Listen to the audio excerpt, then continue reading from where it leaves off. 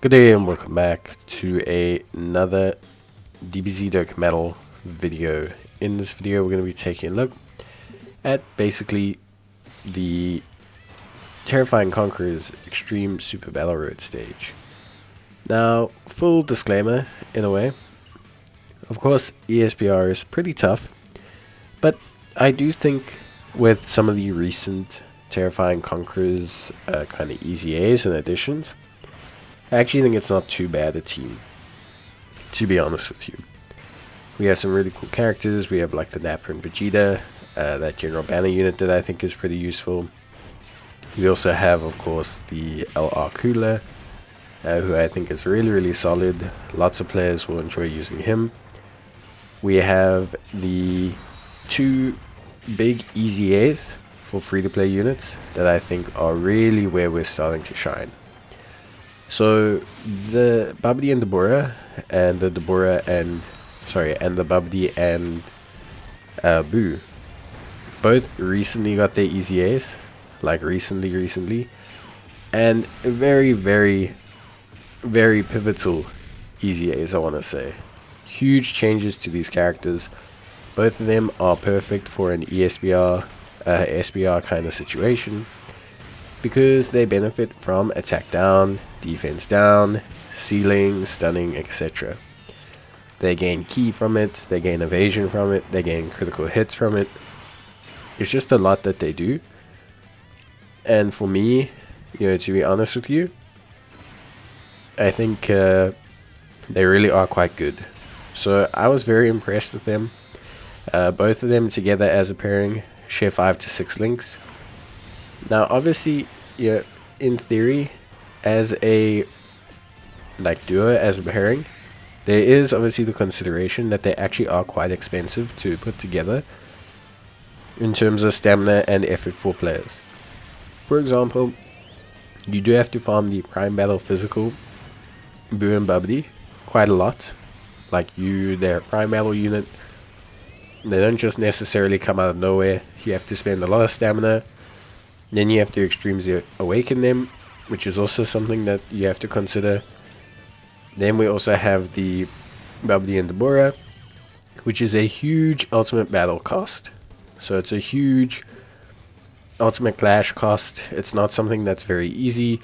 So that is also something you have to consider.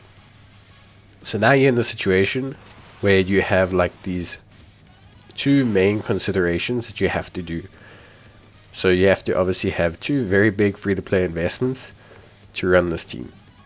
With that being said, they are quite evidently incredibly good for this. So if you do have them, then it's a big benefit for you. Now, beyond that, I would say pretty standard affair. We have floating around the general banner, Napper and Vegeta that I mentioned earlier. Just a really nice unit to run. Attack lowering, defense lowering, decent damage, guarding, and decent defense after super. Makes them really solid to use. We also have the cooler. So we have the strength cooler, the LR, and the DFE that easy aid. Also a nice combo of units. Obviously benefiting a lot from attack down, defense down. Remember, both coolers lower attack on their super attack. So that's also something that's very helpful. And yeah, I think overall is something that's really good. Again, of course, it is entirely up to you, like what you want to run. I think Terrifying Conquerors is quite diverse. You could also run a Ginyu Force team, which I contemplated doing yet again, though I just wanted to change things up. The Ginyu Force with the new LR Ginyu, especially if you have him, definitely a top-notch team that can do a lot. So that's also something that's really good. Then we have the LR Int Babidi. So Babidi and Majin Buu, completing our kind of Majin Buu LR free-to-play combination. Now he's actually quite easy to get, if I'm being honest, comparative to the other ones. He's actually pretty easy to get. So I do highly suggest using him. Provides a good layer of support and defense, whilst also providing some sealing and things like that. So yeah, that does help. That does help a lot. So yeah, overall, honestly speaking, really nice combination of units. The free-to-play units do help out a lot. Babidi and Deborah, yeah, honestly speaking, not too bad. Like Babidi and Deborah, well, sorry, Babidi and Boo. I'd say Babidi and Deborah is definitely probably like very difficult to get. Quite expensive, lots of prime metal currency, lots of not so cool stuff like that. And then I'd say probably Babidi and Mars and Vegeta, pretty easy to get overall. So yeah, pretty simple overall for me. I think it was a very good team. And I think with the amount of free-to-play options you can use here, although they are big, expensive LRs, I think they really do dominate. They really do dominate this event quite heavily, which I think is very impressive overall. Also using a support memory, which is really cool. So we're using a support memory that boosts our damage by 20% in the first 2 turns. Our attack and defense, I believe, which is also, again, really quite helpful. The AGL, Vegeta, and Nappa also really good here.